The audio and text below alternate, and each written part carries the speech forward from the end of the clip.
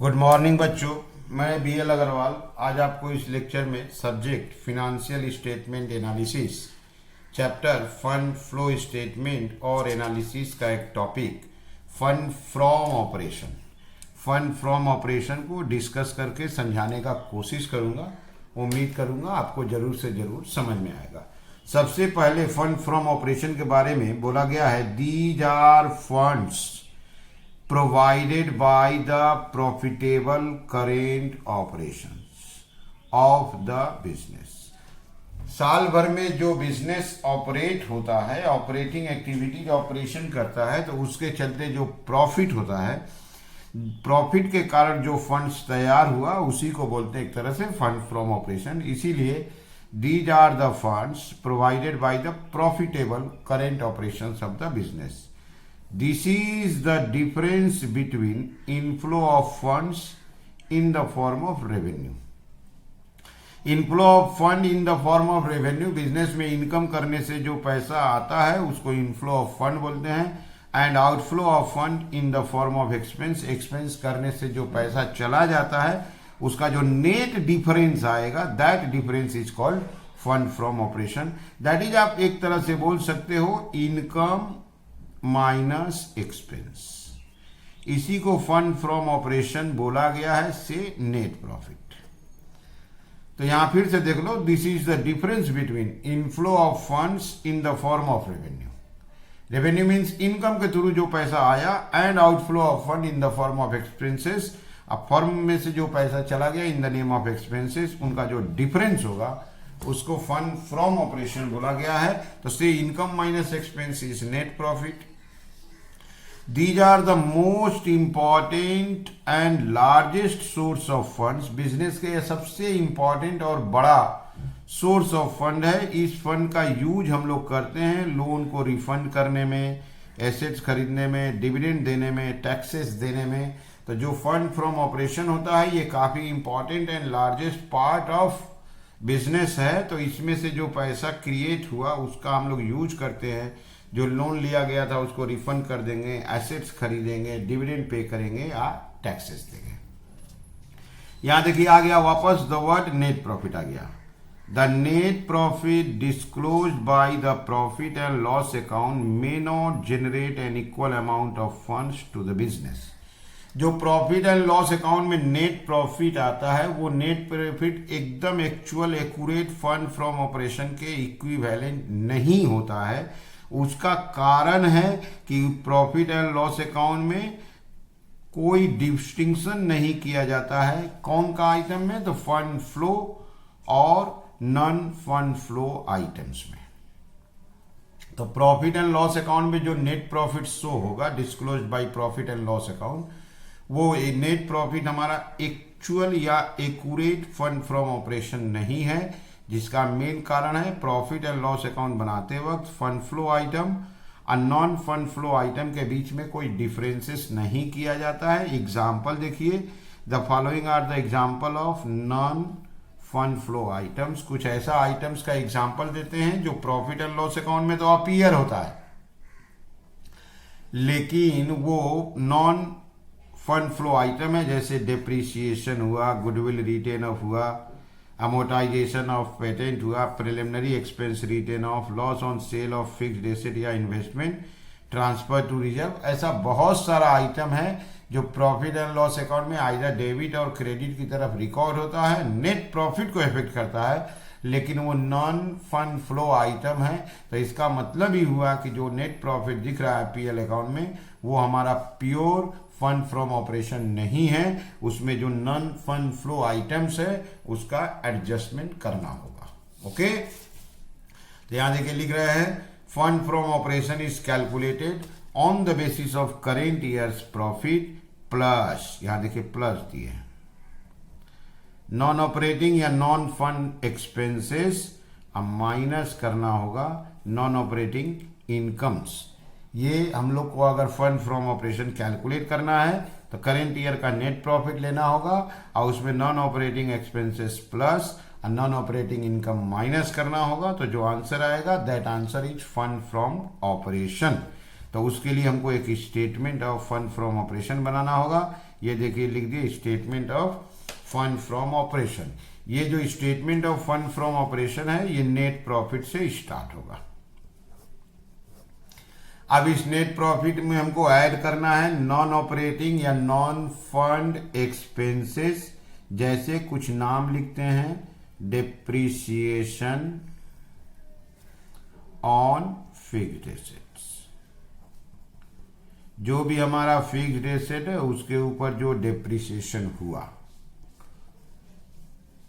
Loss on sale of fixed assets. अगर हम लोग फिक्स्ड एसेट बेचते हैं तो उसका loss, loss on sale of investment. अगर इन्वेस्टमेंट बेचे हैं, अगर उसमें कोई लॉस हुआ है तो उसका लॉस। गुडविल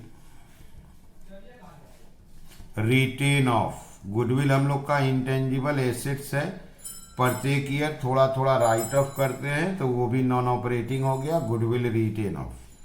इसी के तरीका और एक इंटेंजिबल एसेट दिखता है जनरली, पेटेंट रिटेन ऑफ। एक लॉसेस होता है preliminary expenses written off. Preliminary expense character का एक आइटम है, discount on debenture written off. ये एक जैसा कैरेक्टर है, डेप्रिसिएशन दो ठो loss, goodwill written off, patent written off, preliminary expense written off, discount on debenture. Clear है। अब आते हैं थोड़ा सा आइटम देखिए, ट्रांसफर टू रिजर्व। कोई भी reserve, general reserve, sinking fund, capital redemption reserve, any reserve में करेंट ईयर का प्रॉफिट ट्रांसफर कर देते हैं तो उसको बोलते हैं ट्रांसफर टू रिजर्व। डिविडेंड होता है proposed dividend, proposed dividend, interim dividend,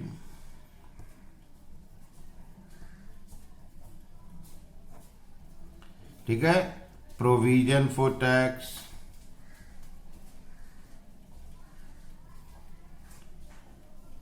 clear है। इसके अलावा प्रीमियम ऑन रिडेम्पशन हो सकता है आपका, premium on redemption of debenture, तो वो चीज ऐसे भी हो सकता है, premium on redemption of preference share. देख रहे हैं लिस्ट काफी बड़ा हो गया।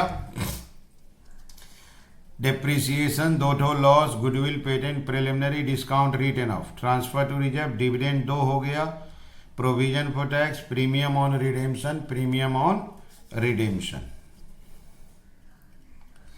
इसके अलावा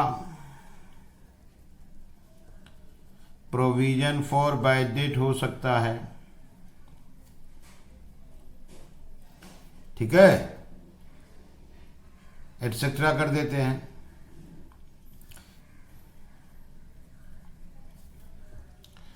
ऐसा जितना भी आइटम आपको एक्सपेंसेस लॉसेस कैटेगरी का non operating fund, non fund item दिखाई देगा तो आपको उसको नेट प्रॉफिट में ऐड करना होगा।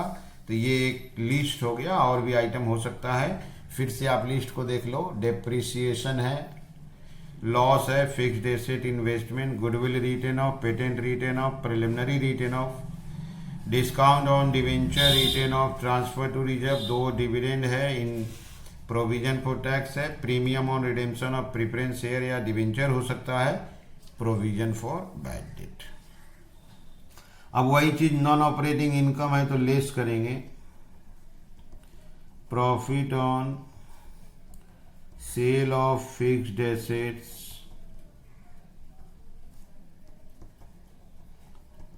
profit on sale of investment, discount on redemption of debenture, clear,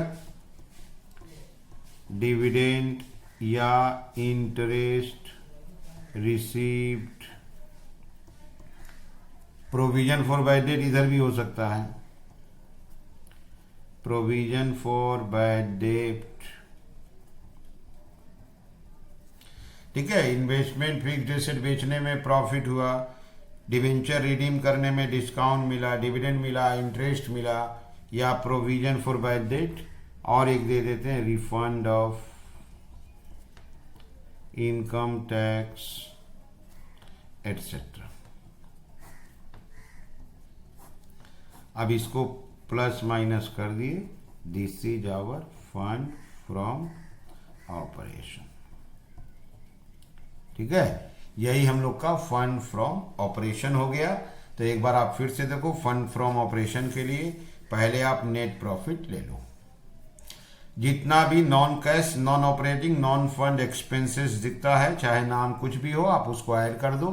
कुछ कॉमन नेम्स लिख दिए, like that depreciation, loss on fixed asset, loss on investment, goodwill written off, patent written off, preliminary written off, discount on debenture written off, transfer to any reserves, propose dividend, interim dividend, provision for tax, premium on redemption of debenture या preference share, provision for bad date.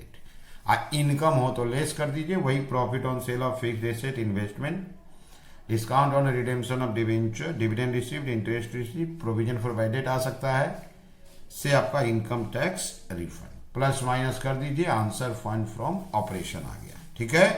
तो ये हो गया आपका fund from operation. सबसे important, net profit को ही fund from operation बोला जाता है, लेकिन जो नेट प्रॉफिट होता है वो हम लोग का एक्यूरेट फंड फ्रॉम ऑपरेशन नहीं होता है। उसके पीछे नॉन फंड आइटम और फंड आइटम, इस दो का पीएल अकाउंट में कोई डिफरेंशिएशन नहीं किया जाता है, ठीक है। तो उम्मीद करते हैं फंड फ्रॉम ऑपरेशन का ये लेक्चर आपको जरूर समझ में आया होगा। Okay, thank you, bye.